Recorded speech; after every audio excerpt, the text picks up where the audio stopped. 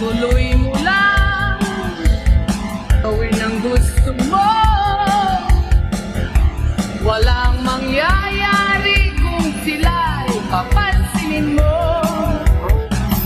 Talagang ganyan, huwag mo lang patulan.